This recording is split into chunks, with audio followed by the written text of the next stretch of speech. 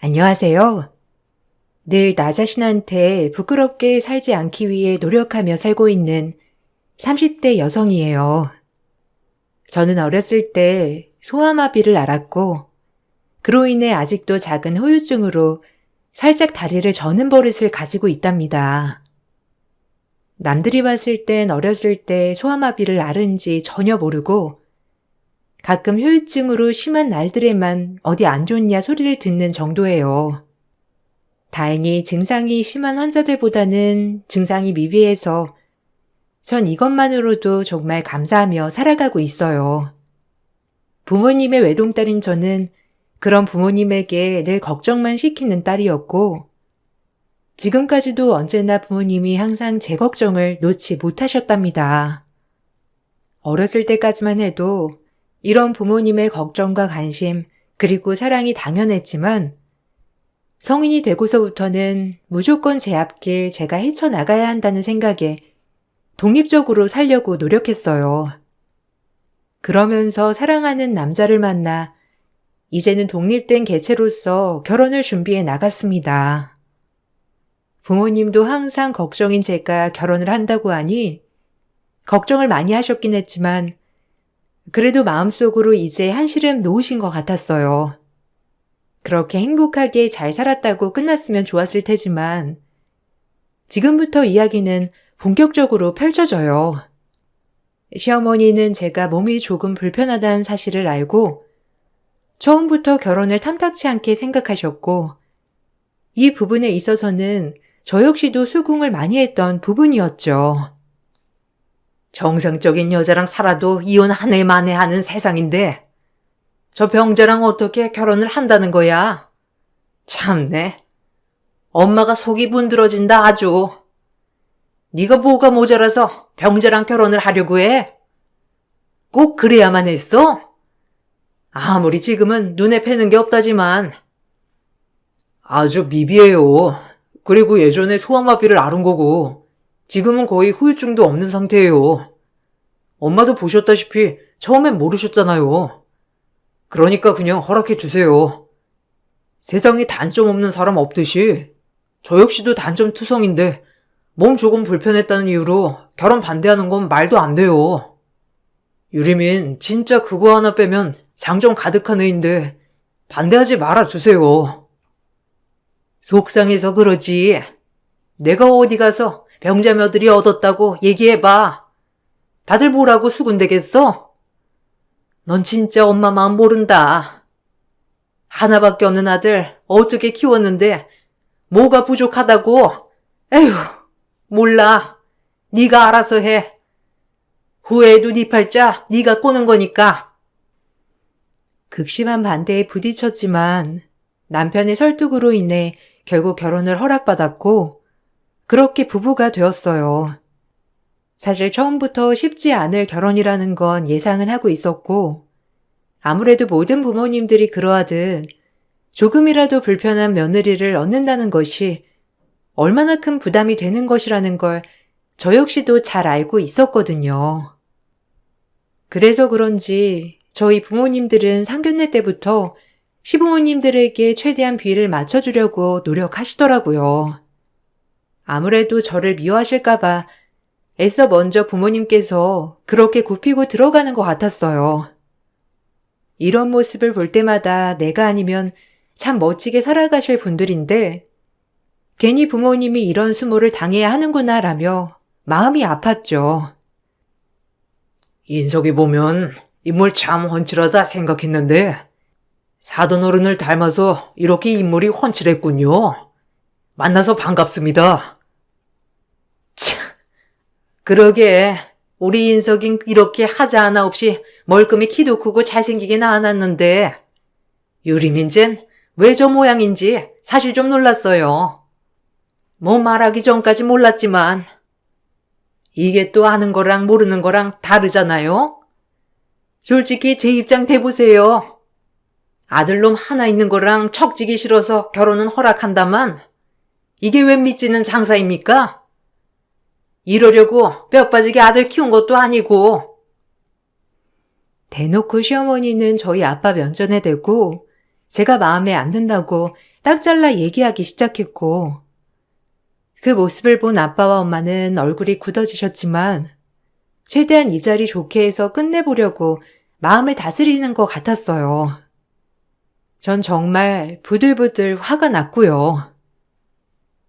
말씀이 조금 무례하시네요. 그래도 유림이 저희가 사랑과 정성을 다해 키운 아이인데 그렇게 대놓고 마음에 안 드신다니. 당신 그만해요.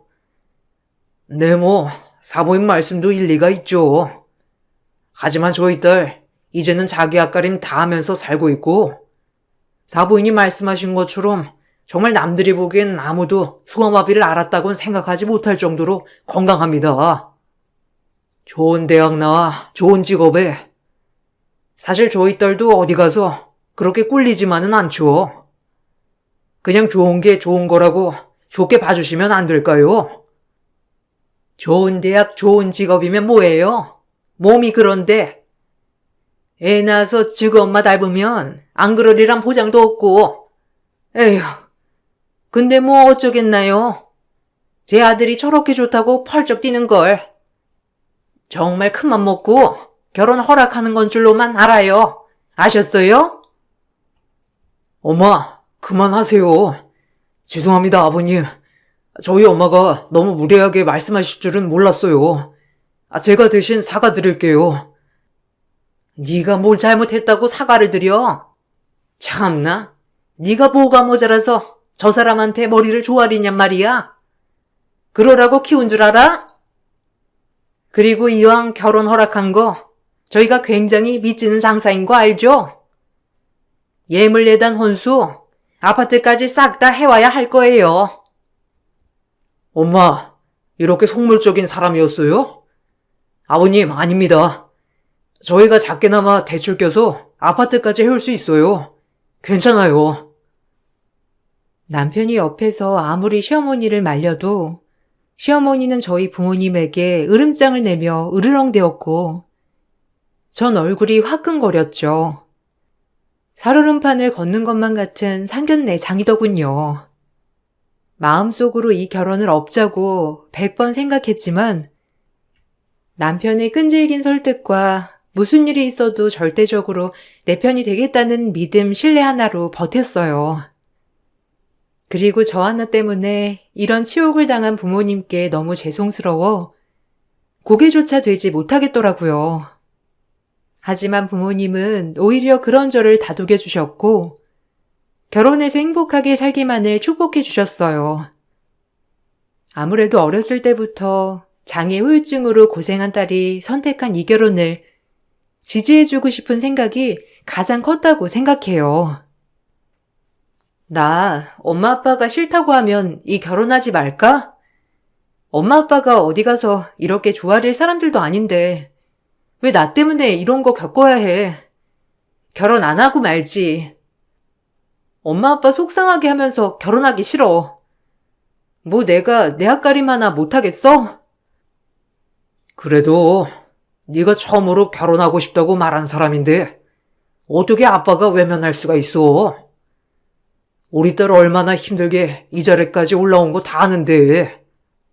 남들보다 더 노력하고 재활도 열심히 하고 공부도 하고 그런 네가 지금에서야 네 행복을 찾겠다고 하는 건데 아빠는 이런 거 100번 겪어도 괜찮아. 네가 괜찮으면 다 참을 수 있어. 그러니까 그런 말 하지 마. 아휴, 엄만 모르겠다. 우리 딸 뭐가 모자라서 저런 집에 시집가야 하는지. 인석이만 보면 당장이라도 결혼 추진이지만 네 시댁 자리 자체가 엄만 너무 별로야. 아무리 마음에 안 들어도 그렇지. 면전에 대고 이것저것 요구하는 꼬락서니. 에휴. 그만해요. 애 마음 불편하게. 우리 딸이 처음으로 좋다고 하는 남자인데 옆에서 우리가 지지해 줍시다. 묵묵히 말이에요. 아빠의 말에 눈물이 찔끔 나오려고 했지만 저렇게 말해주는 것만으로도 너무 감사하고 고마웠어요. 부족한 딸 하나 때문에 어렸을 때부터 늘 걱정만 끼치고 결혼할 때까지도 걱정을 끼치는구나 하며 결혼하고 나서는 꼭 잘 사는 모습 보여줘야지 하는 마음가짐을 먹었답니다. 내가 행복해하면 부모님이 행복하시겠지. 그래 이것만이 전부고 효도라고 생각했어요. 그리고 오히려 이런 모습을 보면 처음에 불편했던 마음들도 풀리실 거라 여기며 버티고 버텼습니다. 시어머니의 폭언에도 버티고 버텼어요. 이런 거 하나 못 버틸 각오로 결혼한 게 아니었거든요. 어떻게 해서든지 시어머니도 내 사람을 만들어야겠다고 생각하며 꾸역꾸역 참아내었죠. 하지만 그러면 그럴수록 시어머니는 도무지 곁을 내주시지 않는 분이었고 힘들게 하더라고요. 너희 부모님도 참 양심 없다. 뭐 이제 병자딸 해치웠다 이거야 뭐야? 결혼 전엔 그렇게 우리 집 가전도 바꿔주고 사돈사돈하면서 잘하더니 결혼하고 나니 입 딱 씻네. 이게 말이 된다고 생각하니? 네가 말해봐, 네 입으로. 저희 부모님이 뭘 잘못하셨겠어요, 어머님. 그냥 제가 잘 살길 바라실 뿐이겠죠. 어머니는 뭐가 그렇게 언짢으신 거예요? 병자딸 우리 집으로 넘겼으면 더 잘해야 할 거 아니야? 딸도 꼴랑 하나밖에 없고 너희 집 얼마나 잘 사냐? 가정만 바꿔줄 게 아니라 요새 내 몸이 좀 안 좋아 이것저것 다 쑤시고 아프고 나이 들어서 멀쩡한 데가 없어. 안마기 좀 사줬으면 싶은데 우리가 너 받아준 것만으로도 그 집에선 아주 감격할 일 아니니? 근데 이 정도는 당연히 해줄 수도 있겠지. 그렇게 부자인데. 병자딸. 저희 부모님이 인석 씨 보고 꼴통대학 나와서 좋겠다 하시면 좋겠어요? 말 좀 제발 가려하세요. 참고 있으니까. 뭐야? 꼴통대야? 너 속으로 우리 아들 무시하고 있었지? 이 병자가 어디서 우리 아들 대학 가지고 따따붙다 말이 많아? 말이 그렇다는 거죠. 그러니까 병자 소리 좀 그만하세요. 제가 이렇게 되고 싶어서 된 것도 아니고 말씀이 지나치시잖아요. 병자 보고 병자라고 하지. 그럼 뭐라고 하니? 내 식구가 이런 병자라니 진짜 안 믿겨. 나는 기가 막힌다 이 말이야. 시어머니의 요구가 황당하더라고요. 사실 저희 집은 아빠가 오래전부터 사업을 하셔서 꽤 부유한 편이었고 그런 집의 외동딸로 태어난 저는 뭐 하나 아쉬운 게 없는 삶이었어요. 제가 결혼할 때 부모님은 혹시라도 제가 책이라도 잡힐까 시부모님 때 가정까지 다 바꿔주시고 시어머니가 요구한 대로 저희 신혼집까지 마련해 주셨습니다.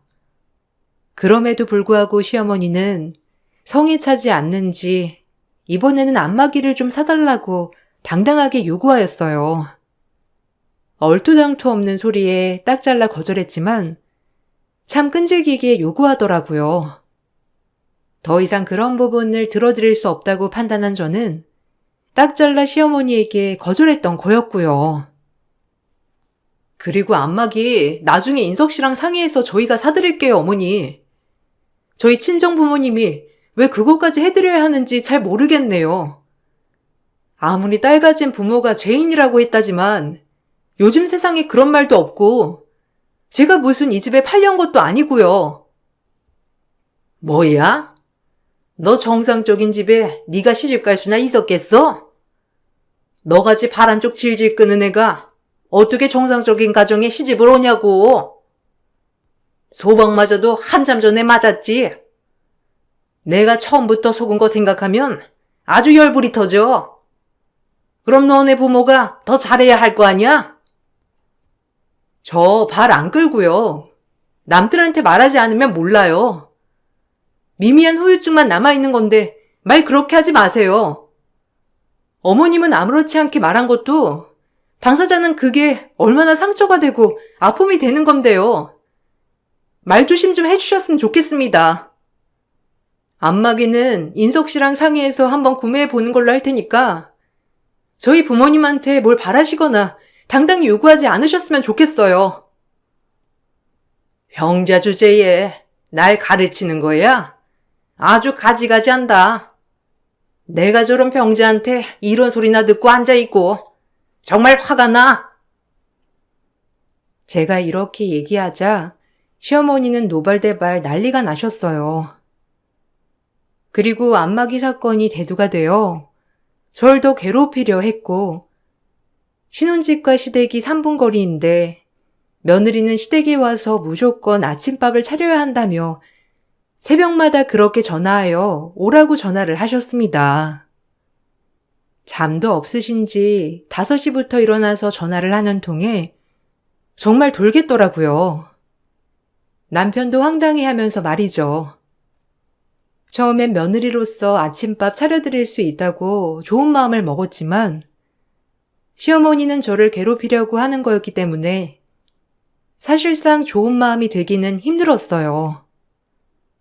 게다가 아침부터 바쁜 출근 시간에 꼭 오라고 으름장을 놓으며 화를 내었거든요. 또 엄마 전화야? 아, 돌겠네, 진짜. 왜 그러시는 거야? 내가 가서 얘기 좀 할게. 아침마다 출근해야 하는 사람 붙잡고 와서 밥을 하라니. 원래 이러신 분이 아닌데 나도 볼 때마다 엄마가 이런 분이었나 싶으면서 너한테 미안한 마음밖에 없어. 아니야, 집도 가까운데 아침밤 정도야 해드릴 수 있지. 그냥 좋은 마음으로 하려고. 불평불만 가지면 또 나만 화나잖아. 갔다 올게. 힘들면 꼭 말해, 알겠지? 내가 못하게 할게. 너도 참지 말고 나한테 하소연도 하고 힘든 거 있으면 말하란 말이야. 다행히 남편은 전적으로 내 편이었어요. 그런 모습에 오히려 시어머니에게 더 잘해드려야겠다고 생각을 했을 정도니까요. 정 간신히 일어나 어머님 아버님께 밥을 차려드렸으나 막상 차려드리면 드시지도 않고 그저 천으로 덮어 놓으라고 하셨죠. 아버님 또한 거의 어머님 손아귀에서 지락펴락 당하시는 분이었기 때문에 사실상 제가 아침을 차리는 걸 보고도 아무런 말씀이 없으셨어요. 한 2달을 그렇게 아침밥을 차렸는데도 불구하고 단 한 번을 드시지 않는 모습을 보면서 점점 왜 해야 하는지에 대한 의문이 들었죠. 남편 또한 아침에 바쁜데 출근 준비를 하라고 하면서 시댁에 가는 걸 말렸고요. 다 차렸니? 거기 천으로 덮어놔라. 이따 점심에 먹게. 그리고 좀 똑같은 반찬만 하지 말고 이것저것 바꿔가면서 해라. 내가 입맛이 좀 까다롭니? 먹는 것도 고역이야 아주. 몸 불편한 며느리 받아줬으면 이런 거라도 해야지 네가 며느리 도리를 다 했다고 할 수 있지. 그러니까 불평불만 가지지 말고 와서 아침마다 밥해. 그리고 출근하고. 옛날엔 다 그러면서 살았으니까. 어머님, 그래도 드시지도 않는데 매번 이렇게 차려만 놓으라고 하면 저 좀 황당하긴 해요. 출근길도 좀 먼 편이라 빨리 준비해도 거의 간당간당한데 이렇게 밥까지 매번 차리고 출근하는 것도 보통 일이 아니고요. 어차피 안 드실 거면 그냥 저녁을 차려드리면 안 될까요? 저녁은 잘 드시니까요. 아버님도 저녁에 일찍 들어오시고 하니 제가 보기엔 저녁이 날 것 같은데. 뭐야? 왈가왈부하지 마라. 내가 차리라면 넌 차리는 거야. 병자 며느리 봤는데 내가 이 정도도 못 얻어먹어? 양보한 거다. 병자라서 못하겠네요, 어머니. 이렇게 힘든 걸 병자가 어떻게 하겠어요? 죄송한데 아침은 드시고 싶으시면 직접 차려 드세요. 그놈의 병자. 말끝마다 어머님은 절 병자 취급하며 아무렇지 않게 상처를 주곤 했죠.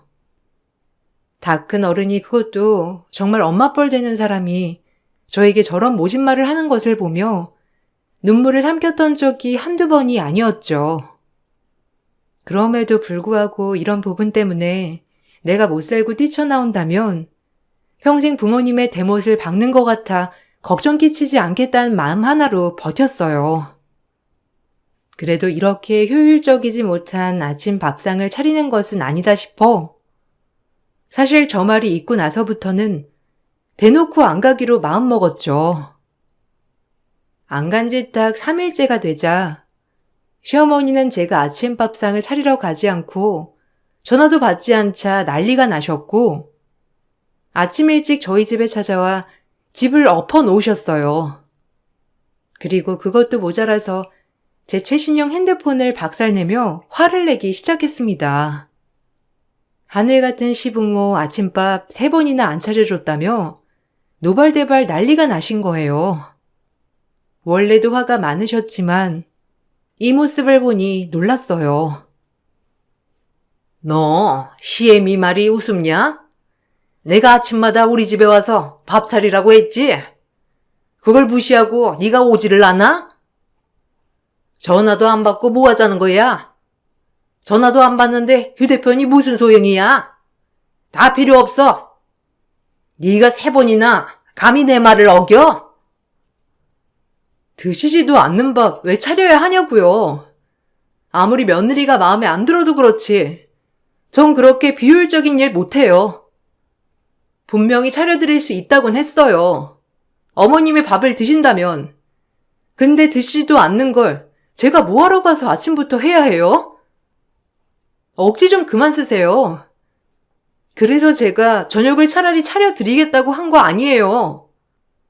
무슨 말이 통해야 말을 하지. 정말 할 말이 없네요. 엄마, 그만해. 왜 그러는 거예요, 진짜? 이러려고 결혼 허락한 거야? 가운데서 아들만 힘들어. 그러니까 제발 그만해요. 엄마가 이럴수록 나도 엄마한테 정 떨어져. 원래 이런 사람이었나 싶기도 하고 어른이면 어른답게 행동하시라고요, 제발. 뭐?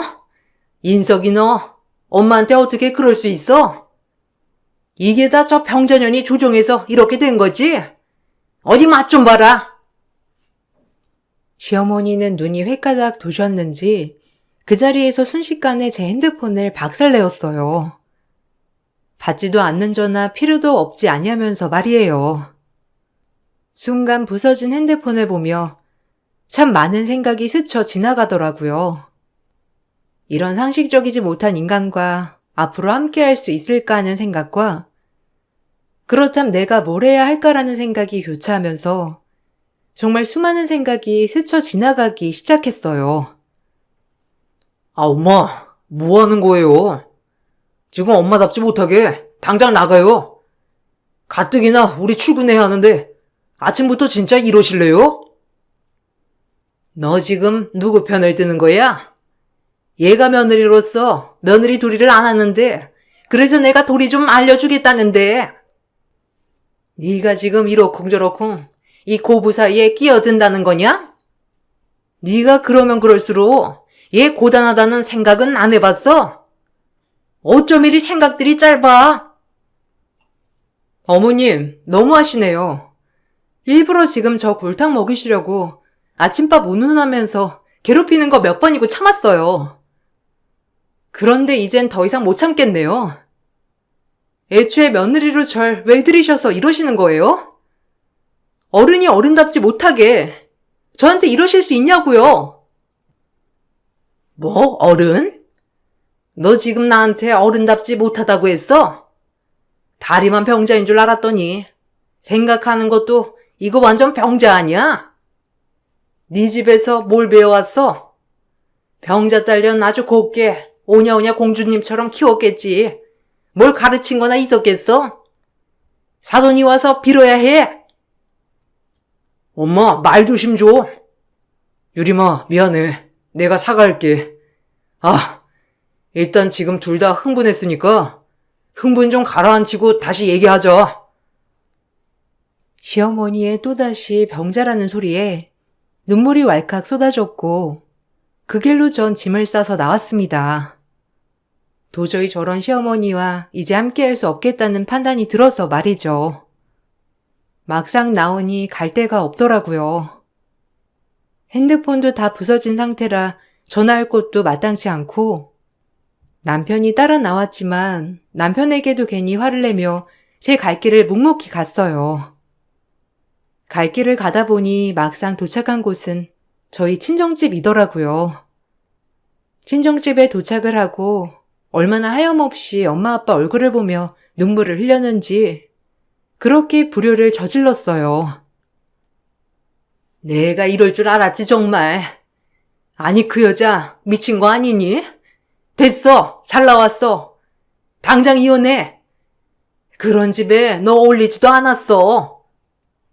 뭐 볼 게 있다고 그렇게 너를 구박했다니? 자기네 집이 얼마나 잘났다고?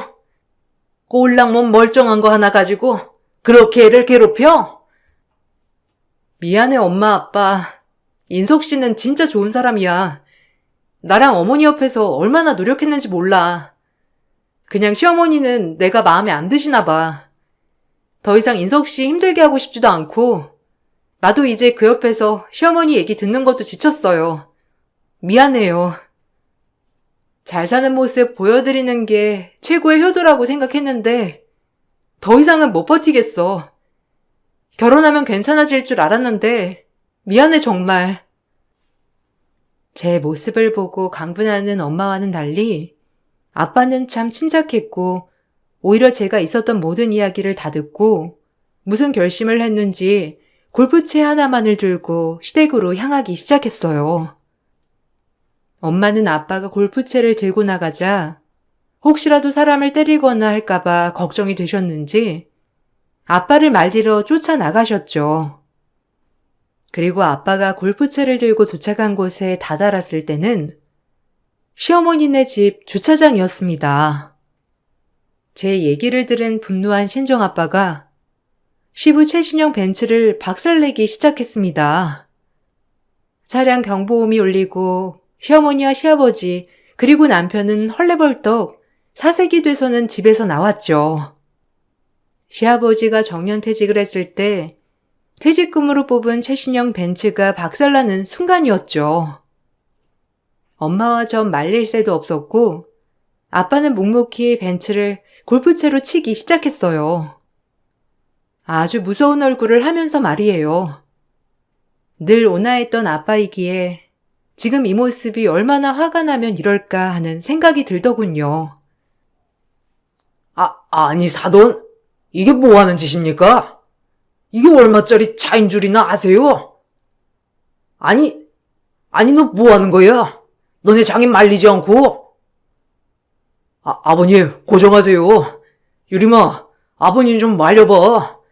아버님 진정하시고 제발 먼저 저희 얘기 좀 들어주세요. 제발요. 아니 이게 무슨 무식한 짓이에요? 병자 딸을 두셔서 그런지 생각하는 게 꼭 병자 같네. 예, 경찰 불러라. 어디서 이런 막대 먹은? 이게 얼마짜리 차인 줄 알고 아무리 돈이 차고 넘쳐도 그렇지. 당신 내가 가만 안 둘 줄 알아. 아주 합이고 뭐고 없을 줄 알라고. 시댁은 아빠가 하는 행동에 난리가 났고 곧이어 아빠가 입을 열자 시어머니와 시아버지는 입을 다물지 못하셨어요. 저 역시도 놀라긴 마찬가지였어요. 세상에 별의별 일이 다 있다곤 하지만 그래도 이렇게까지 다양한 일이 있다는 게 정말 신기했답니다. 당신들 집배 당장. 계약 끝나가지. 전세금 올릴 거니까 당장 나가 내 집에서. 그리고 당신 정년퇴직하고 내가 갖고 있는 건물 관리인 면접 받더라. 채용한다고 한 거 취소야. 그러니까 어디 한번 손가락 빨고 잘 살아봐. 그리고 너 우리 딸 평생 지켜준다고 했으면서 이렇게 눈물을 빼게 만들어? 너도 너네 부모랑 손절할 거 아니면 당장 이혼해. 난 내 딸 다신 저 집안에 안 보내니까. 아니 무슨 소리예요? 우리 집이 그쪽 집이라니. 분명 젊은 사람이 집주인이라고 했는데. 그리고 내 남편 경비 취직한 곳이 당신 건물이라고? 아니 아무리 부자라지만 집이 몇 채에 건물이 몇 채였단 말이야? 내가 그걸 어떻게 믿으라고? 믿기 싫음 등기부 등본 떼보던가. 지질하게 이렇게 나오고 싶진 않았는데 절대 이대로 못 넘어갈 줄 알아? 내 딸 눈에 눈물 뺀값 혹독히 치르게 해주지. 가뜩이나 없는 살림에서 더 없이 살아봐. 구질구질한 집구석에 그저 딸아이 하나 잘 살길 바랬던 것뿐인데. 사실 시어머니네가 살고 있던 집은 저희 아빠가 소유하고 있던 집이었어요. 제 집을 구해주시면서 마침 매물로 나온 시어머니 댁까지 구매하셨고, 전세로 살고 있던 시어머니는 그걸 까마득히 몰랐던 것이죠. 그리고 정년 퇴직을 한 시아버지는 노후에 쏠쏠하게 용돈벌이라도 할 겸 건물 관리인으로 취직이 되셨는데, 그 건물마저도 저희 아빠 건물이었답니다.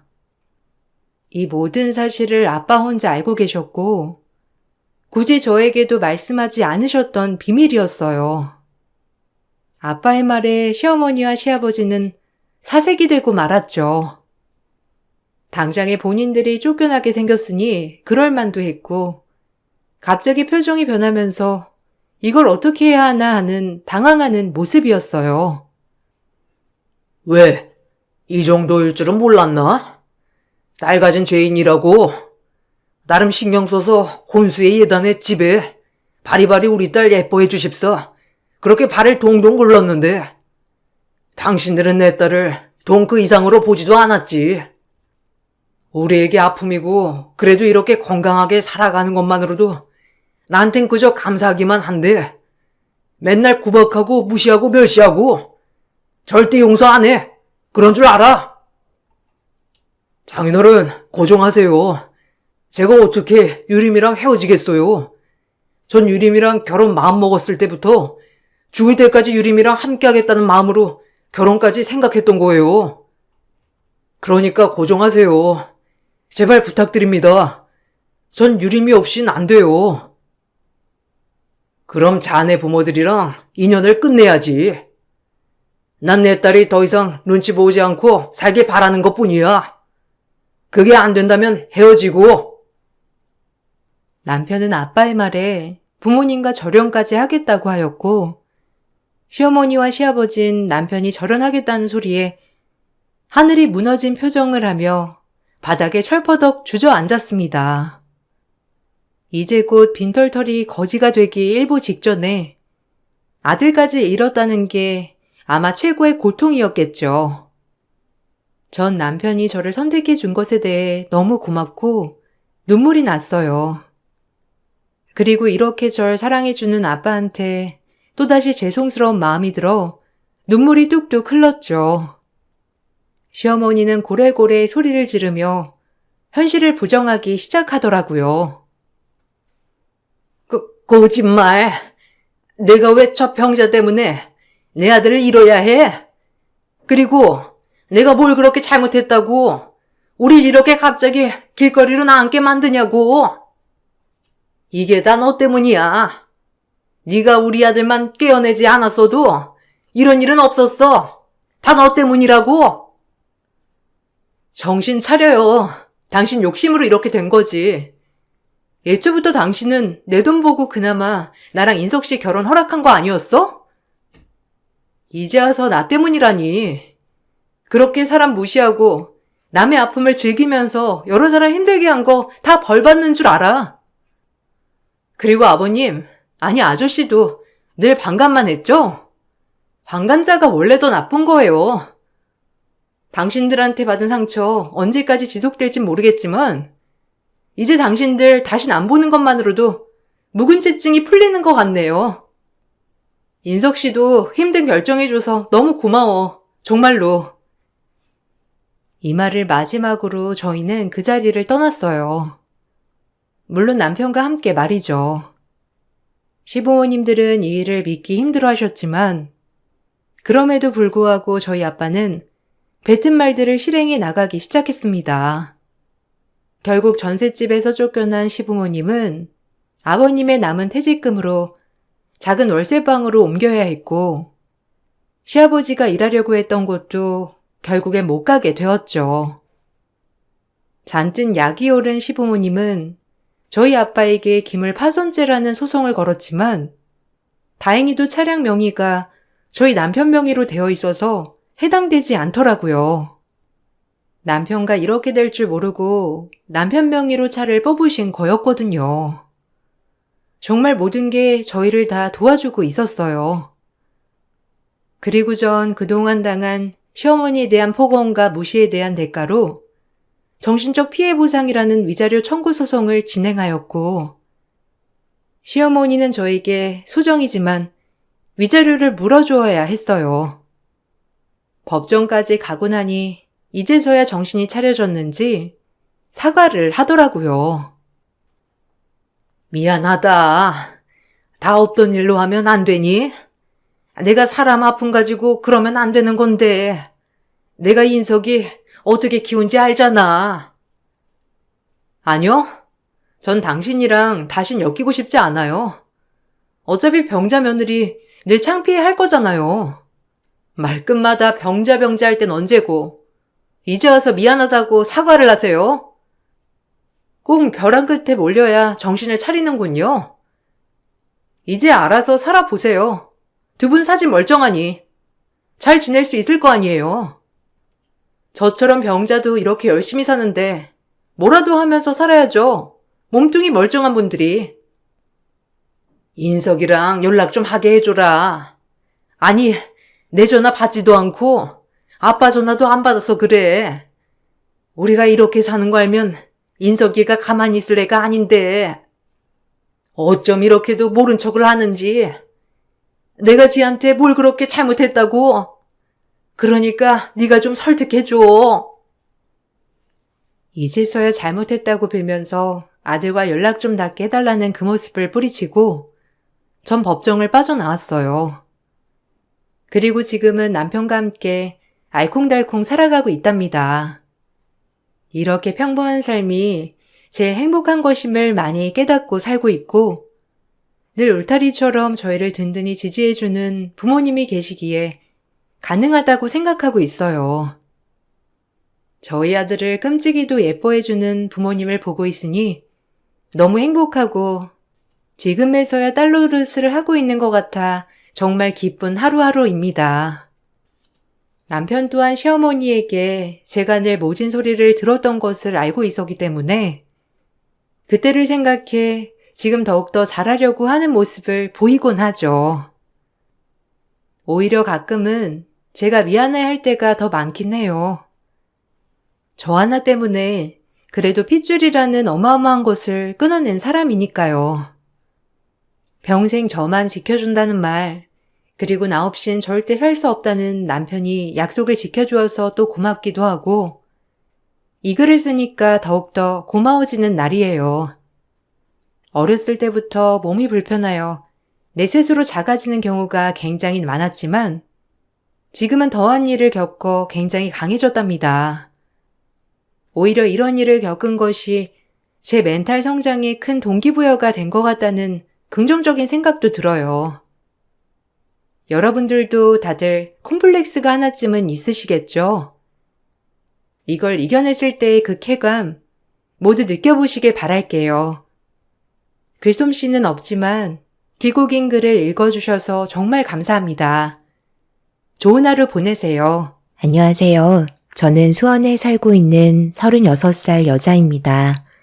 정말 이건 사람이 할 짓이 아니라고 생각해 남편과 이혼을 결정하게 되었습니다. 이렇게까지 상황이 흘러갈지 저도 알지 못했었지만 아마 남편도 이렇게까지 문제가 커지게 될 거라곤 전혀 상상하지 못했었겠죠. 어느 날 남편이 불만 한 가지를 얘기했는데 저는 뭘 잘못 먹은 줄 알았어요. 평소 때와 다른 모습의 남편이 낯설게 다가와서 당황하고 있었죠. 항상 퇴근을 제가 1시간 먼저 하기 때문에 집에 들어오자마자 급하게 저녁을 차리면 시간 맞춰서 식사를 준비할 수가 있었어요. 그런데 남편이 그날따라 맥주 한잔 하고 싶다며 일반 치킨이 아닌 도로에서 파는 훈제 바비큐 치킨 있잖아요. 그걸 먹고 싶다고 하는 거예요. 그런데 하필 가는 날이 장날이라고 매일같이 도로 한편에 자리를 지키고 있던 훈제 바비큐 치킨 차량이 그날따라 없었습니다. 남편은 퇴근 준비 때문에 전화를 안 받고 저는 근처에 다른 곳에도 있는지 살펴보기 위해 몇 군데 돌아다녔는데 찾지 못해 어쩔 수 없이 집으로 들어왔습니다. 전화는 계속해서 받지 않길래 어쩔 수 없이 집에 들어오면 치킨을 배달시켜야겠다고 생각을 하고 있었어요. 그렇게 남편이 퇴근하고 집에 들어왔길래 오자마자 상황 설명을 하기 시작했어요. 전화는 왜 안 받아? 내가 몇 번이나 전화했는지 알아? 당신이 먹고 싶다던 치킨이 오늘따라 안 보이더라고. 그래서 어떻게 하면 좋을지 의논을 하고 싶어서 기다리고 있었어. 오늘은 어쩔 수 없으니까 그냥 치킨 배달 시킬까? 그래서 빈손으로 그냥 집에 들어온 거야? 근처에 없으면 다른 지역에서라도 사왔어야지. 내가 핸드폰을 모음으로 해놓긴 했는데 이런 건 좀 융통성 있게 하면 안 되는 거야? 그게 그렇게 귀찮았어? 다른 지역에도 얼마나 많은데 나 퇴근 시간대까지 아무것도 하지 않고 집에만 박혀 있었던 거야? 내가 먹고 싶다고 하면 무슨 수를 써서라도 구해와야 할 거 아니야. 우리 결혼한 지 이제 2년차 신혼인데 벌써부터 이러면 나중엔 안 봐도 눈에 훤하겠다. 무슨 말을 그렇게 해. 나도 퇴근하자마자 당신이 먹고 싶다고 그래서 아무것도 못하고 동네에 있을 만한 곳은 전부 다 뒤졌는데 그리고 다른 지역에 어디 있는 줄 알고 내가 그걸 사와? 오늘 무슨 일 있었어? 억지를 부려도 정도껏 해야지. 이건 좀 심한 거 아니야? 나도 아무것도 하지 못하고 당신이 부탁해서 계속 움직였다고. 다른 날 보이면 그때 사면 되잖아. 됐어. 오늘은 그냥 친구들이랑 나가서 술 한잔하고 들어올 테니까 당신은 집에서 라면이나 끓여 먹던지 밥을 해서 먹던지 알아서 해. 늦게 들어올 거니까 쓸데없이 전화하지 말고. 이럴 때 보면 하는 행동들이 너무 답답하다니까. 너무 어이가 없었습니다. 저는 그래도 남편을 위해 퇴근하자마자 여기저기 찾아다녔는데 그런 고생은 알아주지도 않고 오히려 저에게 화를 내면서 불만을 늘어놓기 시작했어요. 그래도 하루를 보내는 시간 중에 저녁 시간에 잠깐 보는 얼굴 좋게 하고 싶었는데 갑자기 친구들과 술 한잔하러 나가겠다는 말에 너무 서운하게 다가왔었죠. 저 혼자 라면을 끓여 먹던 알아서 밥을 해 먹으라는 남편의 태도가 정말 마음에 안 들었습니다. 제 생각과 의견은 조금도 물어보려 하지 않고 혼자서 결정해버리고 나가버린 남편에게 많은 실망을 하게 되었네요. 이때부터 남편의 행동들은 저를 점점 더 스트레스 받게 만들었어요. 그날 저는 밥도 못 먹고 아무것도 못하고 있었는데 남편은 술이 가득으로 취해서는 집에 들어와 씻지도 않고 그대로 뻗어서 누워 잠이 들어 버렸습니다. 그 모습을 한참 동안 바라보며 한숨을 쉬다가 마음이 풀리지 않은 저는 처음으로 각방을 사용하게 되었죠. 어떻게 보면 사소한 다툼일지도 모르겠지만 서로에 대한 예의가 아니라고 생각했었어요. 그렇게 겨우 잠이 들었는데 남편의 목소리가 제 귀에 들어왔고 피곤해서 힘겹게 눈을 떴는데 저를 발로 툭툭 치며 일어나라고 하더니 짜증이 섞인 목소리로 당장 주방으로 가라며 화를 냈어요. 정말 어제도 그렇고 오늘 당신 뭐 하는 거야? 내 성격 시험하는 건 아니지? 내가 어제 싸우고 싶지 않아서 자리를 피해줬잖아. 그럼 내가 술에 잔뜩 취해서 집으로 들어왔으면 아침 출근 전에 뭘 준비해야 되겠어? 나한테 미안하면 해장국이라도 만들어서 아침상을 차려놔야 하는 거 아니야? 상식적으로 생각을 해봐. 내 말이 틀렸어? 어제 그런 식으로 나가놓고서 자리를 피해준 거라고? 오히려 싸움을 더 부추긴 거 몰라? 왜 당신만 생각하는 건데? 내가 받은 상처는 아무것도 아니냐고. 어제 몇 시에 들어왔는지 알아? 새벽 4시에 집에 기어 들어와 놓고 그때까지 잠 한숨 못 자고 기다린 나한테 미안하지는 않아? 나 같으면 미안해서라도 아침상 봐달라고 하지 못할 것 같은데? 아침부터 목소리 높여서 싸우고 싶은 마음 없으니까 그만하자. 나는 어제 당신이 그렇게 나가고 나서 지금까지 아무것도 먹지 못했다고. 끝까지 당신이 뭘 잘못했는지 모른다면 나와의 관계는 조금도 회복되지 않을 거야. 알겠어? 지금 생각해보면 당신이랑 결혼한 게 너무 후회가 돼. 나를 어떻게 생각하길래 이런 태도를 보이는 거야? 아침부터 짜증나서 오늘 집에 들어오지 못할 것 같다. 연락도 받지 않을 거니까 전화도 하지 마. 앞으로 내가 알아서 살 거야. 도대체 왜 그러는 건데? 정말 길거리에 있는 치킨 안 사왔다고 지금 이렇게까지 하는 거야? 이게 싸울 문제냐고. 다른 이유가 있으면 솔직하게 털어놓으라니까? 언제까지 이렇게 얼굴 붉히면서 있을 건데. 너무 답답해서 숨이 막힐 것 같다고. 남편은 아무 이유 없이 제가 싫다며 집 밖으로 나갔어요. 이틀 연속으로 제 혼을 쏙 빼놓은 남편에게 너무 화가 치밀었고 집에 들어오지 않겠다는 말에 어제보다 더 큰 실망을 가지게 되었네요. 이런 식으로 안 좋은 감정을 계속 가지고 있는 것보다 하루빨리 관계 회복을 하는 게 좋을 것 같아 퇴근 시간에 맞춰서 몇 번 전화를 걸었지만 계속해서 받지 않고 있었어요. 연락을 안 받으니 답답하기만 했었고 남편과 결혼 생활하면서 이렇게까지 크게 싸워본 적도 처음이라 어떻게 해야 할지 몰라 답답해하고 있었는데 시어머니께 전화가 왔어요. 알고 보니 남편이 퇴근하고 시댁으로 들어갔는지 무슨 상황인지 물어보셨죠. 어쩔 수 없이 전날에 있었던 일들을 설명해 드리면서 어떻게 해야 할지 모르겠다고 말씀드리자 시모는 서둘러 시댁으로 와주길 바라셨어요. 저와 남편과의 안 좋은 관계를 시모가 회복시켜주길 기대하며 급하게 시댁으로 향하게 되었습니다. 그런데 도착하자마자 시부모님께 인사를 드렸는데 저를 바라보고 있는 시선과 가라앉은 분위기는 뭔가 잘못돼 가고 있는 것 같았죠. 너도 참 속이 좁다. 결혼 생활 2년이나 했으면 서로에 대해 어느 정도 성격을 파악하고 있을 텐데 상황을 이런 식으로까지 만들어? 네가 여자 아니니? 그럼 대충 눈치껏 행동해서 내 아들 마음을 풀어줄 생각을 해야지. 술 먹고 온다고 분명 얘기하고 나갔으면 해장국 정도는 기본적으로 만들어놔야 하는 거 아니니? 내가 대충 들어보니까 네가 100번 잘못했구먼. 내 아들이 평소에도 이런 식으로 행동했었니? 아니잖아. 오죽했으면 너한테 부탁까지 했을까? 그런데 그런 마음 알아주지 못하고 동네 한 바퀴 돌고 들어왔다는 건 내 아들을 사랑하는 마음이 딱 그 정도라는 거 아니야? 그러니 내 아들이 너한테 얼마나 많은 실망을 했겠니? 그래서 답답한 마음에 술 한잔 하러 나갔는데 네가 그런 마음 어느 정도 헤아려 줬다면 당연히 미안해서라도 해장국을 준비해 놨었겠지. 그런데 방에 들어가 퍼질러 자고 있었다며? 나도 그런 모습을 보면 어이가 없고 화가 나겠다. 지금 이 자리에서 당장 내 아들한테 사과해라.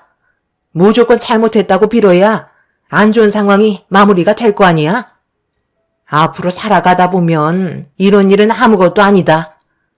각자 서운하고 안 좋은 감정이 어느 정도 있어도 서로 이해하고 풀어야지. 그래야 결혼 생활 유지할 수 있는 거야. 이걸로 이혼할 건 아니잖아? 엄마, 내가 얼마나 어이가 없었는지 알아? 솔직히 아침에 눈 뜨고 일어나면 미리 한상 차려놨을 줄 알았다니까. 그런데 물 한 잔 내어주지 않더라고. 각번까지 사용하면서 자기가 뭘 잘못했는지도 모르는 그런 사람한테 뭘 바라겠어? 저 표정 봐봐. 내가 왜 욕을 먹어야 하는지 이해 못한다는 표정을 보이고 있잖아. 사과받긴 글렀다니까. 당신이 나를 아주 잘 알고 있네. 어머님, 제가 왜 이 사람한테 용서를 구해야 되는 거죠?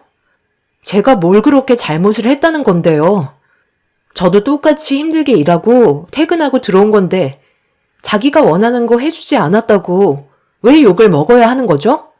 그렇게 먹고 싶었으면 퇴근하고 자기가 사서 들어오면 되는 거잖아요. 여자인 제가 지리도 잘 모르는데 어디가 어딘 줄 알고 길거리에서 파는 치킨을 사가지고 오겠어요. 어머님 아들이라고 해도 감쌀 걸 감싸야죠. 이건 누가 봐도 저 사람이 잘못한 문제인데 제가 먼저 손을 벌리라는 건 이해할 수가 없네요. 더 이상 할 말 없을 것 같으니까 먼저 일어나 보도록 하겠습니다. 한번 봐주기 시작하면 자기가 뭘 잘못했는지도 모르고 더 난리칠 게 뻔할 것 같아서요. 차라리 얼굴 안 보고 지내는 게 오히려 싸움을 줄일 수 있는 방법이기도 하겠다. 당신이 어머님 댁에서 지낸다고 했으니까 원하는 대로 한번 해봐. 나도 더 이상은 참지 못할 것 같아. 치킨 한 마리 때문에 나를 이렇게까지 만든 당신에게 정말 너무 실망했어. 저는 시부모님께 인사를 드린 뒤 집 밖으로 나왔어요. 남편도 문제였지만 자기 아들만 감싸고 도는 시모도 상당히 큰 문제로 보였습니다. 남편은 저를 따라오지도 않았고 전화 한 통조차 없었네요. 집으로 돌아오는 동안에도 제가 정말 잘못한 부분이 있는지에 대해 많은 걸 양보하고 깊이 생각을 해봐도 잘못한 건 전혀 없어 보였어요. 그런데 제가 왜 시부모님 앞에서 남편에게 용서를 구해야 하는지 이해할 수가 없었습니다. 이미 저도 화가 머리끝까지 올라와 버린 상태라 남편이 먼저 고개를 숙이고 들어오기 전까지 봐줄 생각은 눈꼽만큼도 없었네요. 결국 하루 이틀이 지나 일주일 그리고 한 달이 넘어가는 시간 동안 남편은 전화조차 없었고 집에 들어오지도 않았습니다. 그래서 이 문제에 대한 고민을 부모님께 진지하게 털어놨어요. 이런 상황을 뒤늦게 알게 되신 부모님은 당연히 어이없어 하셨죠. 사위의 행동에 대해 상당히 문제가 크다는 걸 인지하셨고 제가 머리 숙여 들어오길 기다리고 있는 거라며 절대 먼저 손을 내밀지 말라고 버릇을 단단히 고쳐놔야 한다며 봐주는 건 오히려 2번, 3번도 똑같은 행동을 반복해서 만들게 되는 계기가 된다고 하셨네요. 제가 이상한 게 아니란 걸 더 확실하게 알게 된 건 친구들에게도 이런 문제들을 털어놨는데 저보다 일찍 결혼한 친구들은 그런 행동을 보일 시 국물도 없다며 제가 겪고 있는 상황에 대해 오히려 친구들이 더 흥분하며 분노하고 있었습니다. 남편의 잘못된 행동을 뿌리 뽑고자 마음 단단히 먹고 있는데 어느 날 퇴근하고 집에 들어왔을 때 남편이 거실 소파에 앉아 있더라고요. 저는 자신의 잘못을 깨닫고 사과하러 온 줄 알았어요. 그런데 제가 생각했던 거와 다른 전개로 흘러가게 되면서 엄청난 일들을 겪고 말았습니다. 남편이 손에 들고 있던 걸 저에게 흔들고 있었어요. 여기에 찍혀있는 내용 뭐야? 당신 언제 내 카드에 손을 댄 거야? 여기에 왜 진료비 2만 원이 찍혀있는 건데? 지금 그게 궁금해서 한 달이 넘어서야 집에 들어온 거야? 저번 달에 내가 지갑 어디에 뒀는지 몰라. 일단 당신 카드로 우리 엄마 진료비 결제해 드린 거잖아. 그게 뭐 잘못되기라도 한 거야? 내가 뭘 또 잘못했길래 얼굴을 붉히고 있는 건데? 월 180이나 벌면서 내 카드로 결제했다고? 나는 전혀 기억이 나지 않는데 지갑을 잃어버렸다고 내 카드로 굳이 결제를 했어야 돼? 장모님은 돈이 없으셔? 그거 얼마나 된다고? 사이 카드로 긁어야 속이 후련하시대? 당신 정말 웃긴다. 그때 나한테 뭐라고 그랬어? 내가 지갑을 잃어버렸다고 하니까 우리 엄마 왔다고 일단 당신 카드로 사용하라며. 그래서 그렇게 한 거잖아.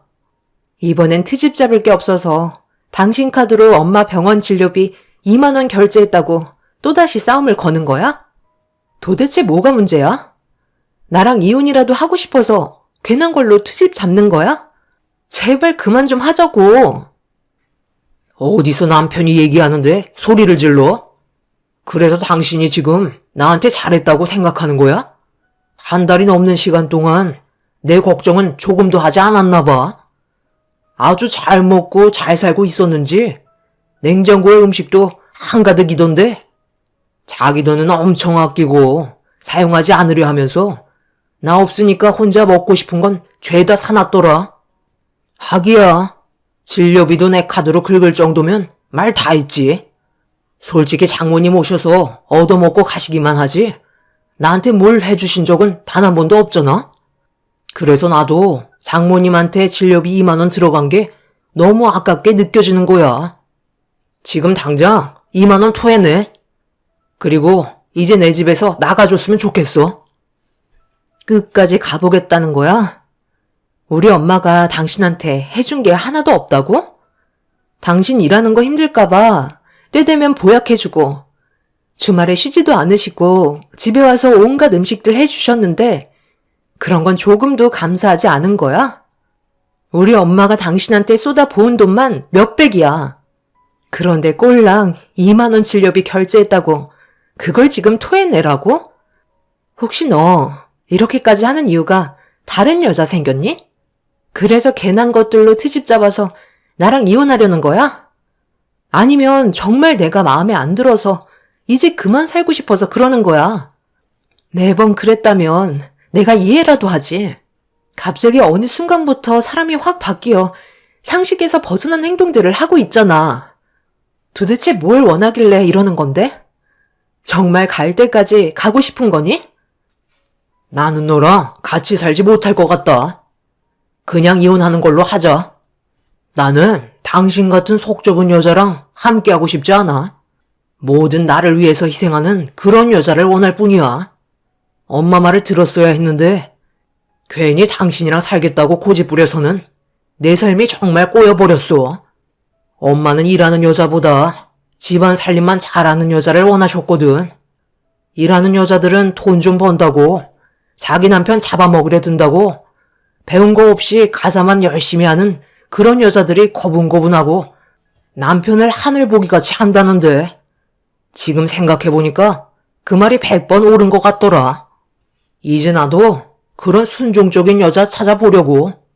뭐만 하면 잘잘못 따지려 드는 당신과는 절대 못 살겠소. 여기 이혼 서류 준비했으니까 서명하고 내일 법정에서 만나는 걸로 하자. 하루빨리 정리하는 게 좋잖아. 정신 나간 남편이 저에게 이혼하자며 서류를 테이블 위에 내밀었어요. 저와는 성격이 조금도 맞지 않는다며 틱소리하지 않고 고분고분한 여자를 원한다고 새 삶을 찾겠다는 충격적인 말을 꺼냈습니다. 조금이나마 삶의 보탬이 되고자 저도 힘들게 일을 하는 거고 퇴근하고 집에 들어와서 온갖 살림 저 혼자 다 하는데 그런 걸 고마워하지 않는 남편에게 저 또한 너무 큰 실망을 하고 말았죠. 거기에다가 여행 갈 때 사용하는 캐리어도 미리 꺼내놓고 자기 집이라며 짐 싸서 나가라고 캐리어를 발로 밀었습니다. 그래서 이혼 서류에 사인을 하고 짐을 싸려고 캐리어를 들었는데 남편이 갑자기 자리에서 일어나더니 카드 명세서로 제 뺨을 후려쳤고 집안이 떠나갈 정도로 화를 내기 시작했어요. 그냥 무릎 꿇고 손이 발이 되도록 싹싹 빌면 되는 거지. 그게 그렇게 어려운 거냐?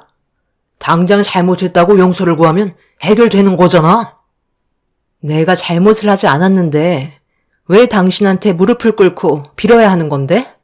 당신의 태도가 나를 미치게 만들고 있는데 왜 나만 용서를 구하길 바라고 있는 거냐고. 우리가 결혼 생활한 지 이제 2년밖에 안 됐지만 나는 그 시간 동안 정말 최선을 다했어. 집안일에 손가락 하나 까딱하지 않는 당신을 보면서도 나보다 밖에서 더 고생하고 있는 당신을 위해 내가 한 번 더 움직였다고. 그런 건 조금도 고마워하지 않는 사람과는 나도 더 이상 함께하고 싶지 않아서 이혼 서류에 사인하고 짐 싸서 나가려고 한 건데 뭐 잘못됐어? 나한테 미련이라도 있는 거니? 손이 발이 되도록 빌면 용서해 준다고? 이미 내 얼굴에 손을 올렸는데 우리 관계가 좋아질 수 있을 것 같아? 나도 너무 큰 상처를 받아서 이제 그만하고 싶다. 내 얼굴에 손을 댄 부분에 대해서는 이혼할 때 법적으로 물을 거니까 그런 줄 알아. 우리 2번 다시 엮이지 말자. 저는 남편을 밀친 뒤 방에 들어가 대충 짐을 싸서 집 밖으로 나왔어요. 그동안 정말 최선을 다해 살았었는데 한순간에 모든 것들이 무너져서 너무 괴로워 눈물을 쏟아내고 말았습니다. 이혼 문제 때문에 양가 집안은 난리가 나고 말았지만 끝내 이혼은 쉽게 마무리가 되었습니다. 제 얼굴에 손을 댄 부분을 더해 이혼 위자료를 더 받게 되었지만 그건 저에게 중요한 게 아니었어요. 남편에게 받은 배신과 실망이 정신적으로 너무 큰 충격을 남겨준 상태였죠. 그렇게 이혼을 하고 완전한 난남이 되어버린 저희는 2번 다시 얼굴 볼 일 없을 거라 생각했었어요.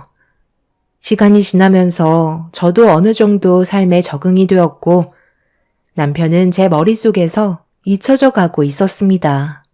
그런데 2년이 지난 어느 날 남편이 저희 부모님 집에 찾아왔어요. 무턱대고 찾아와서 소란을 피우길래 어쩔 수 없이 문을 열어주었고 저와 마주한 남편은 많이 변해 있는 얼굴을 하고 있었습니다. 초췌해 보이는 모습과 그늘진 얼굴은 무언가를 원하고 있었네요. 우리는 이제 볼 일이 끝난 걸로 알고 있는데 왜 온 거야? 당신 입에서 나오는 말은 별로 듣고 싶지 않으니까 소란 피우지 말고 돌아가 줬으면 좋겠는데? 뭐가 됐든 나는 당신을 도와주지 않을 거니까 경찰에 신고하기 전에 그만 돌아가. 내가 오죽했으면 여기까지 찾아왔겠어? 정말 도움받을 곳이 없어서 어쩔 수 없이 오게 된 거야. 그러니 한 번만 도와줘. 우리가 그동안 함께했던 옛 추억들이 있잖아. 그걸 봐서라도 한 번쯤은 도와줄 수 있다고 생각하는데. 미안하지만 한 500만 원 빌려줄 수 없을까? 내가 어떻게든 최대한 빨리 갚을 테니까 사람 한 번 구해준다 생각하고 딱 한 번만 도와줘. 부탁이야. 500만 원? 내가 왜 그 큰 돈을 빌려줘야 하는 거지? 당신 부모님도 계신데 왜 나한테 와서 구걸을 하는지 모르겠네.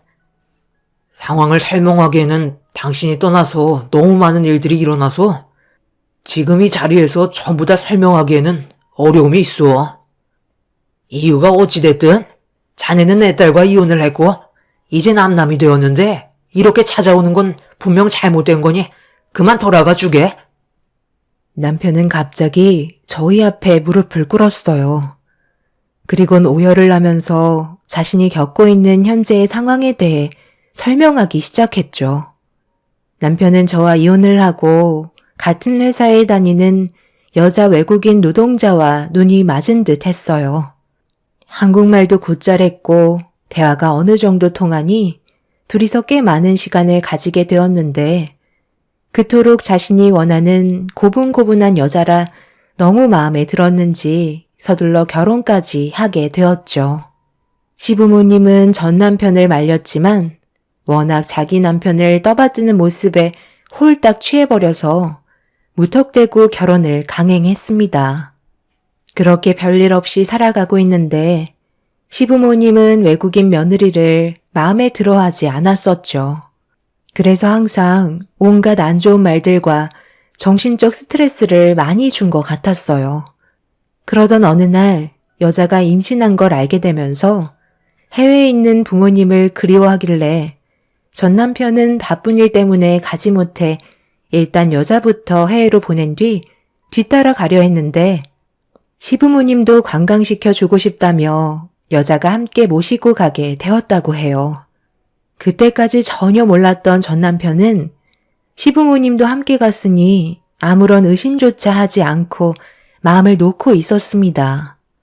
그런데 해외에 도착했으면 바로 연락이 와야 하는데 전화 한 통 없길래 몇 번이고 전 남편이 전화를 해봤지만 받지 않았고 문제가 심각하게 흘러가는 것 같아 급하게 외국인 여자가 살고 있는 해외로 출발하려고 준비하려는데 남편이 그동안 가지고 있던 재산들을 전부 다 외국인 여자가 가지고 도망갔다는 걸 뒤늦게서야 알게 되었고 문제가 심각해지자 경찰에게 도움을 요청한 뒤에 이 사실을 알렸는데 경찰은 남편에게 해외로 가지 말라며 위험하다는 말을 전해 주었다고 하네요.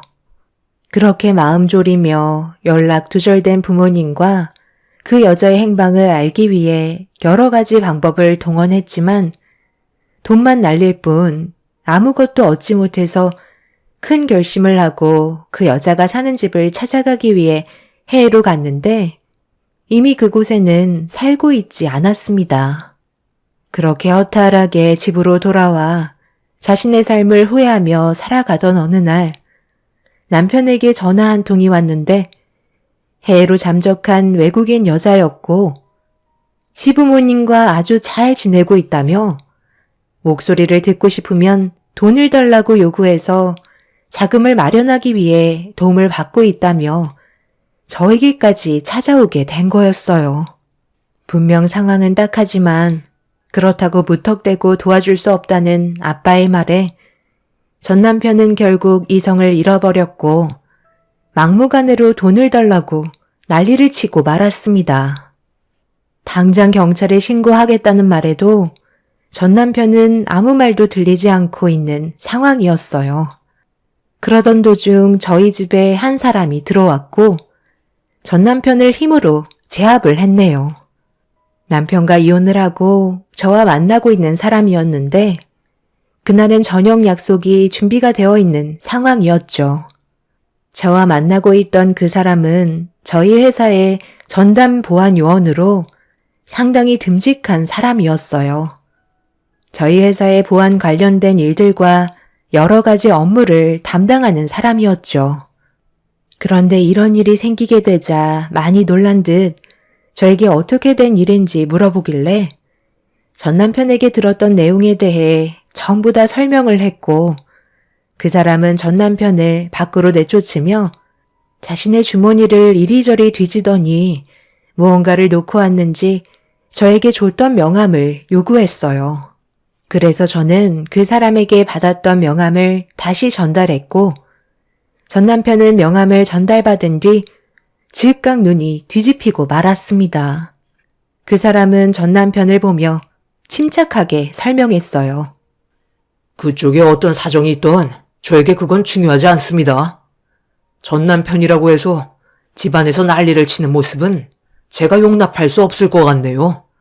앞으로 저는 신영 씨 집안의 전담 보안 요원이고 무슨 일이 있으면 그 명함에 있는 전화번호로 도움을 요청하면 될 것 같습니다. 한 번만 더 얼굴을 마주하게 된다면 그땐 저도 그냥 넘어가지 않을 것 같네요. 너는 이 남자랑 얼마나 오래 갈 것 같아? 너도 분명 나랑 똑같이 당하게 될 거라고. 내가 절대 너희들을 가만두지 않을 거야. 나만 모든 걸 잃을 순 없다고. 너희들 도움 필요 없으니까 나중에 두고 보자. 오늘 일은 절대 잊지 않겠어. 전 남편은 눈이 뒤집힌 채 난리를 친 뒤 급하게 자리를 피했습니다. 그 사람의 도움이 아니었다면 더 큰 일이 일어났을지도 모를 상황이었어요. 이미 전 남편은 갈 때까지 가버린 사람이었네요.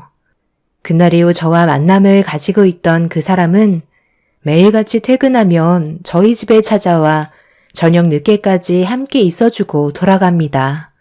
전화 한 통이면 무조건 달려올 준비가 되어 있는 그 사람이 저에게 정말 든든한 존재가 되어주네요. 경찰에게도 미리 얘기를 해둔 상황이라 크게 걱정할 필요는 없을 것 같습니다.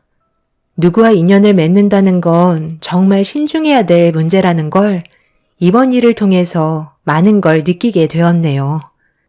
전 시부모님의 행방이 묘연한 상태라 안타깝지만 전 남편이 자초한 일이니 어쩌겠어요. 여러분들께서도 제 사연을 통해 많은 걸 느끼셨으면 좋겠습니다.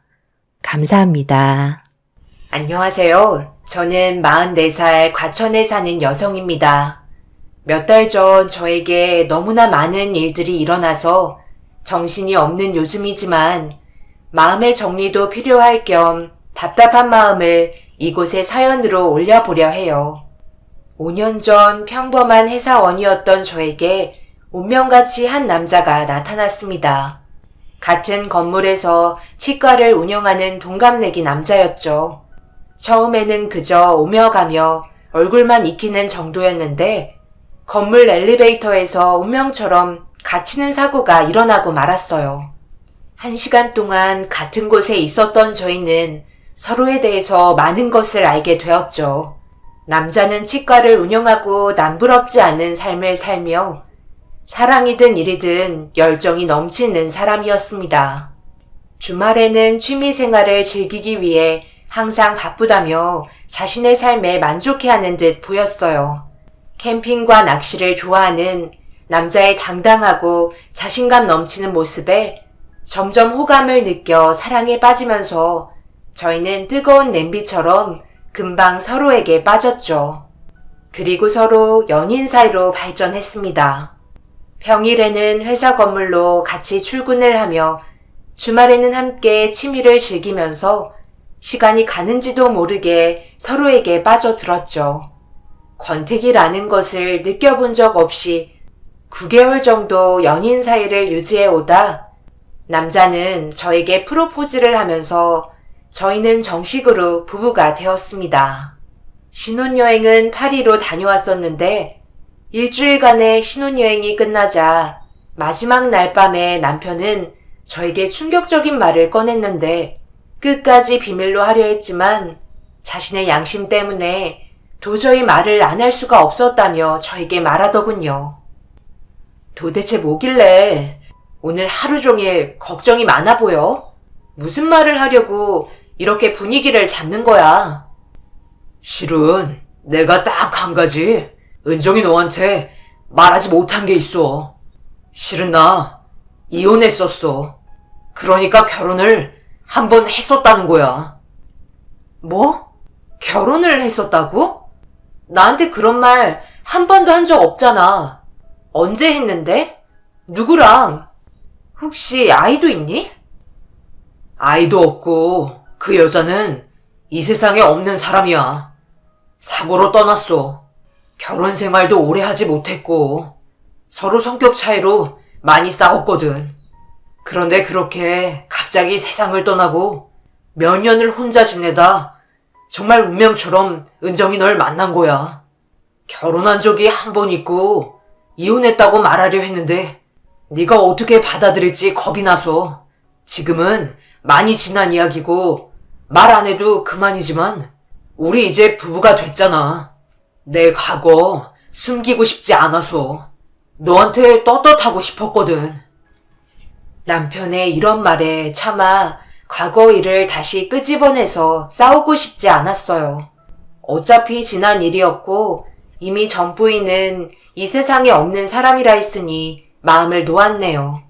저에게 숨기지 않고 사실대로 말해준 남편이 진심으로 고마웠습니다. 신혼여행을 마치고 며칠 쉬다 다시 일을 나가며 남편 역시 치과 운영을 하며 서로 별 문제 없이 잘 지냈네요. 외동이었던 남편에게는 홀어머니가 계시는데 두 사람의 사이는 그렇게 가까운 모자 사이가 아닌 듯 했어요. 남편의 성격이 살갑지 못해서 그런가 싶기도 하고 오히려 시모에게 덤덤한 태도의 남편이 저에게는 큰 문제가 되지 않았네요. 주말에 자주 찾아뵙지 못했지만 하나뿐인 며느리였기 때문에 가끔 안부 전화 정도는 했습니다. 그런데 제가 엄청난 실수를 해버린 사건이 있었어요. 결혼해서 맞는 시모의 첫 생일을 잊어버리고 그냥 지나쳤던 겁니다. 하루가 다 지나서야 그 사실을 남편의 입을 통해 듣게 되면서 다음날 아침 회사에는 연차를 내고 시댁으로 달려갔습니다. 남편은 괜찮다며 우리 엄마는 그런 거 다 이해해 준다며 전화 한 통만 드리라고 했지만 차마 그럴 수가 없었네요. 시모는 집에 계셨는데 너무나 죄송한 마음에 몸둘 바를 몰랐습니다. 들고 간 꽃다발을 드리자 시모는 예상치 못한 행동과 말로 저를 당황하게 했네요. 어머니, 정말 죄송해요. 제가 요즘 일도 많고 야근도 많아서 생신도 못 챙겨드렸네요. 저한테 화 많이 나셨죠? 그렇다고 회사도 안 가고 아침부터 여기로 온 거야? 그냥 퇴근하고 밥 한 끼 먹으면 될 것을. 뭐하러 시간 내서 여기까지 와? 내가 뭐라고? 아침은 먹었니? 그만 울상짓고 우리 아침이나 먹자. 그럼 제가 맛있는 걸로 대접할게요.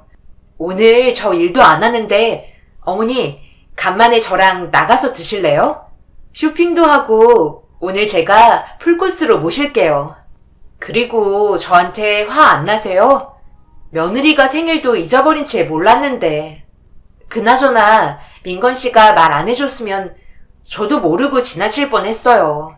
민건 씨 연락은 받으셨죠? 가끔 해.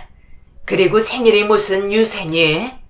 그냥 얼굴 보여주고 너희들 잘 살고 있다는 이야기 들으면 되는 거지. 시모는 항상 저희들을 배려하면서 보고 싶은 내색도 잘 안 하시고 먼저 연락도 잘 안 하시는 분이셨네요. 친구들에게 이런 이야기를 하면 어떻게 그런 시모가 있냐면서 부럽다며 시집 잘 갔다는 이야기를 하는데 한편으로는 간섭 없는 시모가 부담이 없을 때도 있지만 시부도 돌아가시고 혼자서 여생을 보내시는 시모가 안쓰럽기도 했습니다. 남편도 시모를 살뜰하게 챙기지 않더라고요. 그런 일로 가끔 다툰 적이 있는데 한 번은 시모의 건강검진이 있었네요. 아무래도 연세도 있으시고 옆에 누가 있어야 할 것 같아서 남편에게 점심시간에 맞춰 어머니랑 병원에 같이 가보라 했는데 안 가겠다며 바쁘다는 거예요. 남편이 원장이지만 다른 선생님도 있었던 날이라 충분히 시간을 뺄 수도 있는데 자꾸 핑계들을 늘어놓길래 화가 나자 언성을 높이며 싸우고 말았습니다. 도대체 왜 같이 안 가겠다는 거야? 당신 어머님이잖아. 나이 많으신 분 혼자서 건강검진을 받게 해? 내가 갈 수 있으면 당신 이렇게 귀찮게 안 하지. 그런데 내가 도저히 이번에 시간을 못 내니까 당신이라도 가보라는 거잖아. 내 부모야? 당신 부모인데 내가 이렇게 신경을 써야 해? 혼자 계시는 어머님이 불쌍하지도 않아? 엄마 혼자서도 잘하고 건강검진 한두 번 해? 다른 아내들은 남편이 시어머니 챙기는 거 싫어한다는데 당신은 왜 이렇게 유난이야? 내가 됐다잖아. 그냥 당신도 엄마한테 신경 꺼. 나 바쁘니까 끊고 집에서 이야기해. 남편과 그렇게 전화를 마치고 화가 머리끝까지 올라오더군요. 저도 시댁에 간섭 안 하고 저희 부부 생활만 신경 쓰면 좋겠지만 그래도 가족이 됐고 남편의 어머님이신데 걱정이 됐어요. 또 시부가 함께 있는 것도 아니고 홀로 사시는 모습을 보니 그저 시모가 안쓰러웠네요. 남편은 저보고 유난이라 하지만 시모는 저희가 결혼하고 난 후로 부쩍 야이시면서 몸 여기저기가 많이 아프시다고 하시니 더 걱정이 많았어요. 시모의 성격상 저희가 서운하게 해도 말하지 않으시고 그저 웃으시면서 넘어가셔서 그 모습도 너무 죄송했죠. 차라리 저희가 잘못이 있으면 화라도 내시지 항상 본인은 신경 쓰지 말라며 이야기하셔서 마음이 짠했습니다. 그날 밤 어머니에게 건강검진은 잘 받고 오셨냐며 안부차 인사를 드리며 오랜 통화 시간 끝에 전화를 마쳤습니다. 그 모습에 남편은 신기했는지 저를 쳐다보며 한마디 하더군요. 당신은 엄마랑 할 이야기가 그렇게 많나 봐. 무슨 며느리가 시어머니랑 통화를 10분이 넘게 해. 코드가 잘 맞아? 당신 아들 맞아? 코드가 맞는 게 아니라 어머니 이야기를 들어주면서 맞장구 치는 거잖아. 오늘 건강검진하면서 이런저런 이야기 하시고 싶으셨을 텐데 그거 몇 마디 들어드리는 게 무슨 일이라고? 혼자 사시는 어머니 생각 좀 해. 가만 보면 나한테 다 맡기는 것 같아. 당신 엄마잖아. 효도를 강요하는 건 아니지만 당신은 가끔 보면 너무 남같이 대해. 그렇게 신경 안 써도 돼. 어머니, 우리 아버지랑 재혼하신 거야.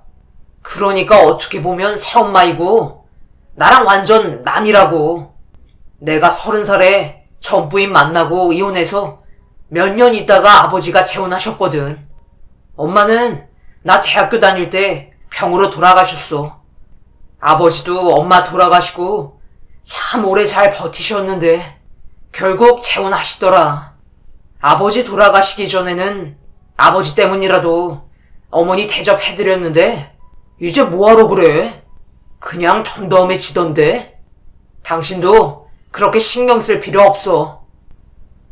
남편의 입에서 너무나 충격적인 말이 나오자 정신이 아득했습니다. 그동안 남편이 시모에 대해서 왜 크게 반응하지 않았는지 이유를 알게 되었죠. 남편은 더 나아가 시모가 시부의 재산을 보고 들어온 거라면서 나중에는 어머니라 부르던 호칭이 그 여자로 바뀌면서 말하기도 했네요. 그동안 저에게 말을 안 했기 때문에 시모에 대한 예의를 차린 거였다고 하더군요. 그런데 이제는 제가 알게 됐으니 남편도 잘 됐다면서 더 이상 가식을 안 떨어도 된다며 저에게 시모에 대한 태도를 보여주는데 조금 무례하다고까지 여겨졌습니다. 점점 남편은 시모를 무시했고 명절에 찾아뵙지 않고 여행을 가자는 이야기마저 하더군요. 그래서 이건 아닌 것 같아 남편을 설득해서 명절날 혼자 계신 시모를 찾아갔습니다. 시모는 정성스레 음식을 해놓으신 채 저희를 기다리고 계셨어요. 반가워하시는 모습을 보자 속으로 안 왔으면 정말 서운하셨겠구나라는 생각이 들었습니다. 남편은 제 성화에 못 이겨 억지로 따라온 티를 냈는데 정말 그 순간은 한없이 철이 없는 남자로 보이더군요. 남편이 시부가 살아 계셨을 때 사용하셨던 서재에 들어가자 저는 어머니와 오래간만에 만나서 이런저런 수다도 떨며 어머니 일손을 도와드렸네요. 그런데 갑자기 서재 방문이 확 열리면서 남편이 화를 내며 나오는데 저와 시모는 음식 장만을 하다가 멈추고 말았습니다. 지금 뭐 하자는 거예요? 왜 서재에 아버지 책이 하나도 없어요? 혹시 책 다 치웠어요? 누구 허락 받고 다 치운 거예요? 책이 쌓여있기만 하니까 먼지도 많고 언제까지 서재를 창고처럼 쓸 수 없잖니. 정리하다 보니까 양이 많아져서 나도 혼자 해먹었다. 네 짐은 한쪽에 빼놨어. 이참에 네가 버릴 건 놓고 가고 신혼집에 챙겨갈 거 있음 챙겨가면 되겠네. 그런 말이 아니잖아요. 뭔데 아버지 물건에 함부로 손을 대시냐고요. 저한테 한 번이라도 물어보셨어요? 그리고 제발 그 가식 좀 떨지 마세요. 친척분들한테나 이 사람한테 불쌍하게 보이려고 그만하시란 말이에요. 그동안 아버지 재산으로 누릴 만큼 누렸잖아요. 염치가 있으면 이제 이 집에서 나가야 하는 거 아니에요? 아버지 없는 마당에 우리 서로 남 아닌가? 여보, 어머니께 무슨 말을 그렇게 해? 당신 오늘 왜 이렇게 예민해? 모처럼 집에 왔는데 꼭 이래야 해? 그동안 네가 나를 그렇게 생각해 왔다는 거지? 그래도 10년을 네 엄마로 살아왔는데 고작 한다는 소리가 아버지 재산 탐낸다는 말이니? 아들 딸린 집안에 나이 많은 남자한테 시집와서 나도 하고 싶은 거 못하면서 10년을 보냈어. 이제 와서 내 뜻대로 집안 정리 좀 한 게 그렇게 화낼 일이야? 아버지 돌아가시고 결혼해서는 집에 얼굴 한번 비추지 않아 놓고는 네가 무슨 자격으로 이렇게 화를 내는지 모르겠다. 민건이 너는 자꾸 우리가 남이라 하지만 법적으로 우리는 가족이고 나는 네 엄마다. 항상 네 눈치만 봤는데 이제 나도 더 이상 그렇게 안 하려고. 며느리랑 아들한테 대접받고 살 거야. 내가 뭘 그렇게 잘못했는데 너한테 눈치 받으며 사니? 제가 모를 줄 아세요? 최근에 변호사 만나서 아버지 재산에 대해서 이야기 나눴다고 들었는데 또 무슨 일을 꾸미려고 그러는 거예요? 지금까지는 아버지랑 같이 산 세월이 있으니까 보상 받으신 거라고 생각할게요. 하지만 이 집에 있는 아버지 흔적은 마음대로 하지 마세요. 마음 같아서는 어머니 다른 집으로 가시게 하고 싶을 정도이니까요. 남편은 유독 어릴 적 친어머님과의 추억이 가득한 집에 대한 애정이 강한 사람이었더라고요. 나중에 어머니한테서 들은 이야기지만 10년간 살면서 남편은 시아버지 앞에서만 엄마 대접을 해줬지 항상 자신한테 삐딱하고 마음을 쉽게 열지 않았다고 했네요. 남편의 마음을 열기 위해서 시모는 최선을 다했다는데 지금도 역시나 마음에 쌓아놓은 것들이 많은지 남편은 아직까지 시모에게 모질게 대하더군요. 남편을 달래서 저녁까지 먹고 시댁에서 나와 집으로 가는데 조심스럽게 시모가 왜 그렇게 싫은지 물어봤죠. 남편의 이야기는 달랐는데 도대체 누구의 입장이 맞는 건지 혼돈스러웠어요. 도대체 왜 이렇게 어머니를 싫어하는 거야?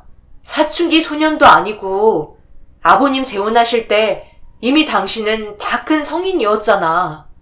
그리고 그때는 전 부인이랑 이혼했을 때고 나로서는 당신이 어머니를 싫어하는 이유를 모르겠어. 단지 아버님과 재혼한 새엄마라는 이유로 그런 거야?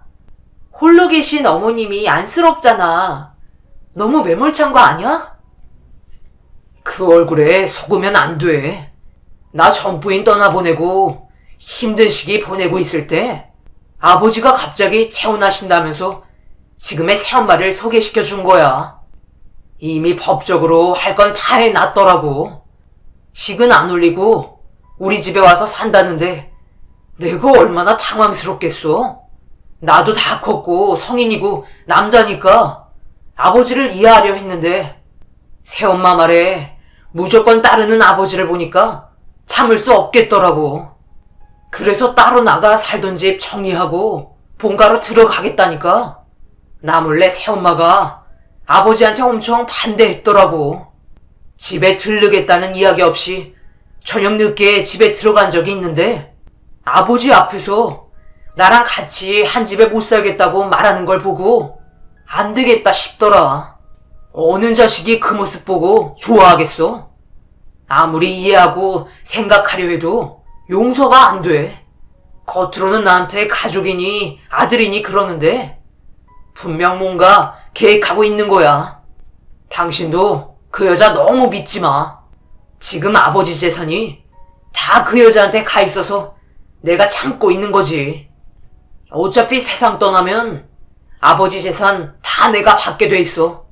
그때까지만 참는 거야. 그러니까 당신도 너무 애쓰지 않아도 돼. 그냥 성의만 가끔 표하고 남들이 이상하게 보지 않을 정도만 신경 쓰면 되는 거야. 그래도 내 입장에서는 그게 아니지. 어디까지나 당신 어머니인 건데 나라도 잘 챙겨드려야 나중에 우리 원망 안 하시지 않을까? 당신도 그때 일을 잊고 잘 지내봐봐. 오해는 서로 풀고 말이야. 나는 어머님 좋던데. 남편은 시모에게 성의만 표하며 살자고 했지만 중간에서 낀 저는 차마 그렇게 할 수 없었어요. 홀로 계시는 시모를 나몰라라 할 수 없었죠. 남편은 그 일 이후로 시모에게 더욱 대면대면했으며 그런 남편 대신 저는 주말에 가끔 시모를 뵈러 혼자 시댁에 가고는 했습니다. 하루는 공원 산책을 같이 나갔는데 걱정스러운 표정으로 저에게 대하는 시모의 입에서 뜻밖의 말이 나왔는데 그러지 않을 거라는 걸 알지만 그 말을 듣자 머리가 혼란스러웠네요. 은정이 니 덕에 요즘 사는 게 재밌다. 너는 민건이랑 별일 없니? 민건이랑 내 사이가 안 좋아서 네가 힘들지? 힘들 게 뭐가 있어요. 각자 할 수 있는 만큼만 하면 된다고 생각해요. 민건 씨 입장에서 볼 때 어머니를 오해하는 부분도 있는 것 같고, 저는 민건 씨가 빨리 화 풀고 어머니한테 잘해드렸으면 좋겠어요. 어머님이 마음 아프시겠지만 조금만 기다려주세요. 대신 제가 이렇게 딸 노릇 잘할게요. 어쩜 이렇게 반듯한 색시를 구해왔을까? 은정이 너한테는 이런 말 하면 안 되지만 민건이 전부인도 아주 심성이 착했다고 하더구나. 민건이 아빠 만나서 재혼하기 전에 있었던 일이라 네 시아버지한테만 들은 게 전부지만 전부인이 참 예의도 바르고 어른들 잘 챙기며 반듯했대. 나도 사진으로만 봤는데 은정이 너처럼 착해 보였어. 너랑 비교하는 게 아니라 전부인도 그렇게 착하고 예뻤다는 거야. 은정이 너처럼. 그런데 그렇게 착한 아이를 민건이 때문에 세상 떠나 보냈으니 지 성격에 못 이겨서 그런 거야. 누굴 탓해? 어머니, 뭐라 그러셨어요? 민건 씨가 전부인을 떠나보내게 했다니요? 저한테는 사고당해서 그런 거라 해서 당연히 교통사고겠구나 했는데 그런 게 아니었어요? 혹시 민건 씨가 저한테 뭘 숨기고 있는 걸까요? 더 깊게는 이야기하지 않았나 보구나. 그럼 다음에 민건이한테 물어보렴. 내가 괜히 말해서 또 민건이 화낼라. 그리고 은정이 너는 민건이를 얼마나 믿니? 너희가 짧은 시간에 만나서 결혼을 한다길래 처음에 나는 결혼을 말리고 싶더구나. 아직 서로에 대해 잘 알지도 못하는 것 같은데 결혼하겠다 하니 걱정이 앞섰어. 그런데 내가 결혼을 해라 마라 할 처지가 아니잖니. 그동안은 민건이 눈치 보느라 조용히 지냈는데 그게 답이 아닌 것 같다. 도대체 시모의 말을 어디까지 믿어야 할지 의문이 들었습니다. 차라리 남편에 대한 말을 안 듣고 살았으면 모를까. 이미 들어버린 상황에 민건 씨와 전부인에 대한 의문이 계속 쌓이게 되더군요. 저에게 민건 씨가 뭔가 숨기고 있는 게 느껴지는 것 같기도 했어요. 하지만 쉽게 물어볼 수 없었죠. 가뜩이나 시모와 관계가 안 좋은 남편인데 여기에 기름만 더 붓는 꼴이 될까봐 조심스러웠거든요. 번번이 두 사람 사이에 껴서 난감할 때가 한두 번이 아니었죠. 그러던 어느 날 남편이 갑자기 출장을 가야 한다며 마다가스카르라는 섬나라에 다녀오겠다는 이야기를 했어요. 2주 정도 있다 와야 할 것 같다는 남편의 말에 기분 좋게 다녀오라는 말이 안 나왔죠. 하지만 일 때문에 간다며 본인도 가기 싫은 거 억지로 가는 거라길래 더 이상 싫은 소리를 할 수 없었네요. 남편이 출장 준비를 하며 바쁜 시간을 보낼 때쯤 하루는 남편의 야간 진료가 있는 날이길래 때마침 저도 회사에서 늦게 퇴근한 날이어서 함께 집에 들어가기 위해 남편 몰래 치과에 간 날이 있었습니다. 제가 온 걸 말하지 않고 놀래켜 주려 했던 건데 그날 남편의 추악한 모습을 보고야 말았고 치과에서 벌어지고 있는 충격적인 상황을 보고 분노에 휩싸였습니다. 이거 한번 봐봐요. 이 보석이 우리가 가는 마다가스카르에서 나오는 희귀 보석이래요. 이 보석 구해줄 거죠? 당연하지. 내가 왜 마다가스카르까지 가는데? 당신이 원하는 거 구하러 가는 거야. 학교 출장은 안 가도 그만이야. 역시 우리 원장님이 최고라니까. 그런데 사모님은 이 사실 알아요? 그 먼 나라까지 출장 가는 걸 믿어요? 출장을 가는 건 맞지만 2주나 있다가 오는 걸 믿나 걱정됐어요. 나도 따라가는 거 알면 기겁하겠다. 그쵸? 괜찮아. 착해서 마음에 들었는데 그것도 몇 달 안 가더라. 역시 나는 당신같이 통통 튀는 여자가 좋아. 우리 마누라는 일하고 어머니밖에 몰라. 작게 빠져서는. 어차피 새엄마라 내 엄마도 아니어서 챙길 필요 없다고 말했는데도 진심으로 대하더라니까. 나야 잘 됐지. 아예 안 보고 살까 했는데 마누라가 어머니한테 잘하니까 재산 물려받는 것도 남들 눈에 이상하게 안 보일 테고. 어떻게 우리 아버지를 꼬셨는지. 아버지 유서에서 재산 모두를 그 여자한테 준다고 남겼잖아. 아버지 돌아가시면 안 볼 참이었는데 덕분에 내가 반강제로 효도하고 있다. 그러면 지금 사모님이 어머님한테 잘하는 게 원장님한테도 좋은 거잖아요. 사모님이 어머님한테 잘하게 내버려둬요. 남편과 치과 직원으로 보이는 여자의 대화에 참을 수 없는 분노로 몸을 가눌 수 없을 정도였네요. 그동안 저만 바라보고 저를 위해서 뭐든지 하는 줄만 알았던 남편이 제 뒤로는 직원과 그렇고 그런 사이였고 이번에 가는 출장마저 내연녀와 함께 가는 출장이었더군요. 예전에 우연한 계기로 남편의 핸드폰을 본 적이 있었는데 남편 사진첩에 그란디 디어 라이트라는 보석 사진을 본 적이 있었어요. 어느 기사를 캡처해 놓은 것 같았는데 이 보석 사진이 뭐냐고 묻자 세계에서 5손가락 안에 드는 비싸고 희귀한 보석이라며 다이아몬드보다 더 비싼 거라 신기해서 저장해 놓은 거라고 둘러대서 그런가 보다 했네요. 그런데 이 보석을 내연녀를 위해 저장해 놓은 걸 알자 어이가 없었습니다.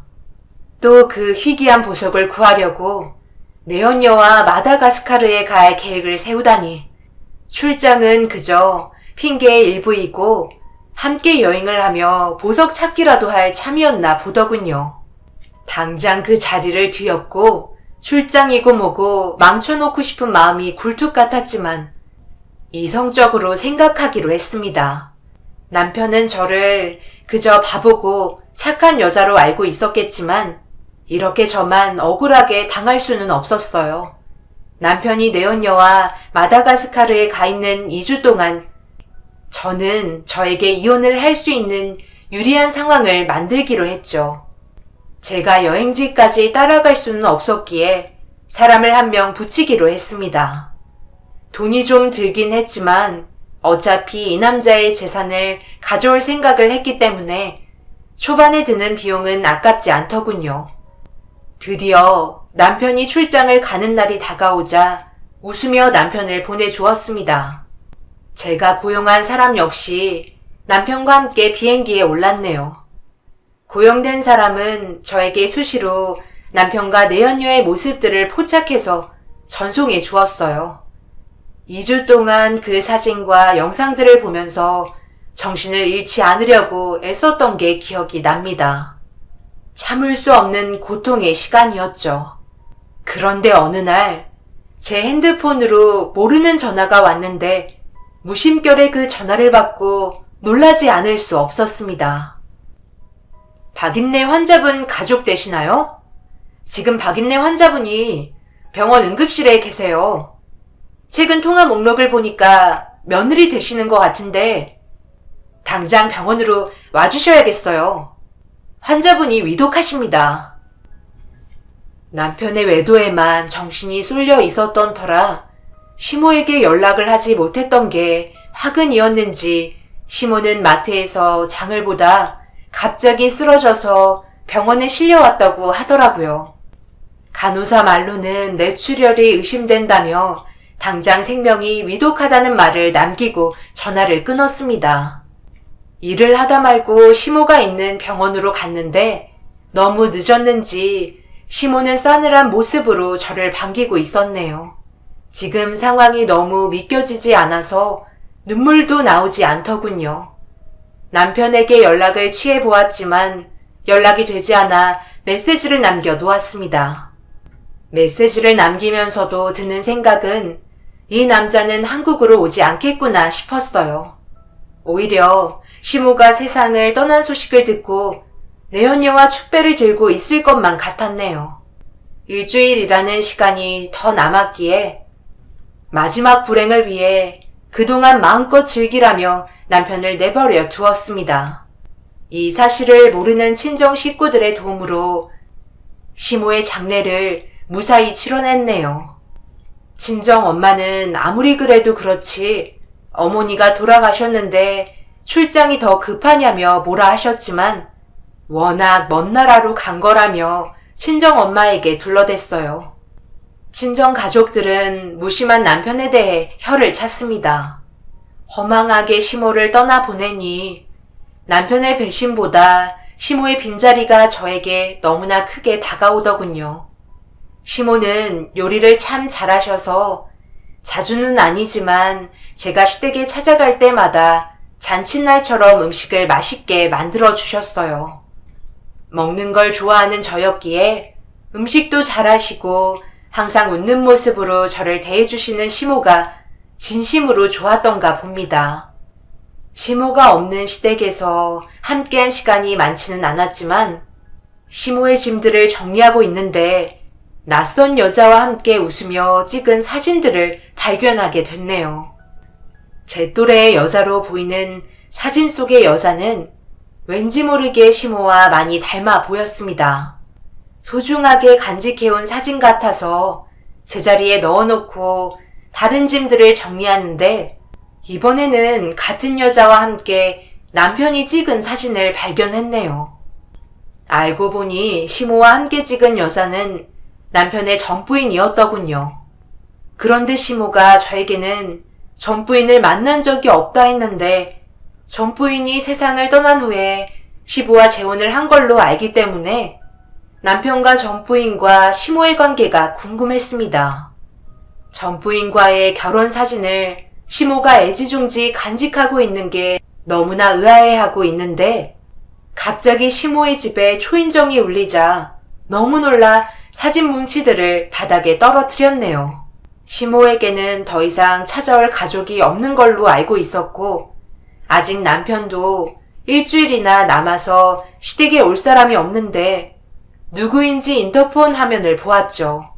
처음 본 사람이 자신을 소개하며 문을 열어달라 했어요. 너무 놀랐지만 시모의 이름을 말하길래 서슴없이 문을 열었습니다. 안녕하세요.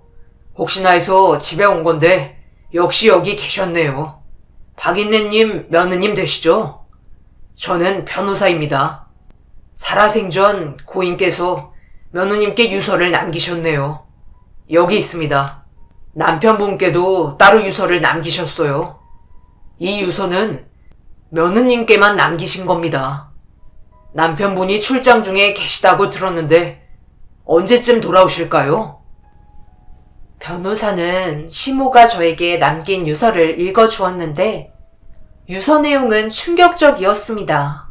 제가 발견한 시모와 여자의 사진은 시모의 친딸이었고 시모에게는 첫 번째 남편에게 낳은 딸이 있는데 딸이 4살 때쯤 이혼을 해 따로 살게 되면서 딸과 헤어질 수밖에 없었다고 해요. 그렇게 딸과 헤어진 채로 살아오던 중 딸이 민건 씨와 결혼을 한다며 자신을 찾아왔고 그때가 처음이자 마지막의 딸의 모습이었다고 하네요. 친딸은 이미 아빠와 새엄마가 있는 가정에서 살아와서 시모의 존재를 민건 씨한테는 밝히지 못했다고 해요. 간간히 친딸과 연락을 하며 지내왔는데 친딸과의 연락을 통해 민건 씨의 외도를 알게 되었고 그로 인해 힘들어하는 딸을 지켜볼 수밖에 없었다면서 유서는 읽어져 내려갔습니다. 민건 씨의 외도로 친딸의 삶이 엉망이 되었으니 교통사고로 친딸을 잃은 건 줄로만 알았지만 시모의 촉은 그렇게 느끼지 않았던 것 같아요.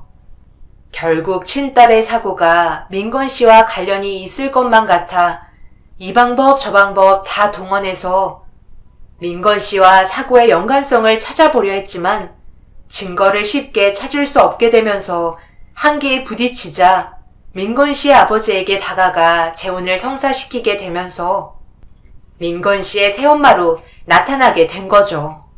민건 씨의 곁에서 친딸의 죽음에 대한 증거를 찾으려고 노력했지만 지금까지 찾을 수 없게 되자 결국 시모는 시부의 재산을 노리게 되었다네요. 시부가 돌아가시기 전 유서에 자신이 재산을 상속받을 수 있게 시부와 이야기를 나눴다는군요. 다행히 시부는 시모를 무척 사랑하셔서 시부의 재산은 결국 모두 시모에게 넘어갈 수 있었대요. 그리고 이제는 시부의 재산을 저에게 다 상속하신다는 유서의 내용이었습니다. 변호사는 시모의 유서를 다 읽어 내려간 후 저에게 유서를 보여주었네요. 다시 읽어봐도 믿을 수 없어서 읽고 또 읽어 내려갔습니다.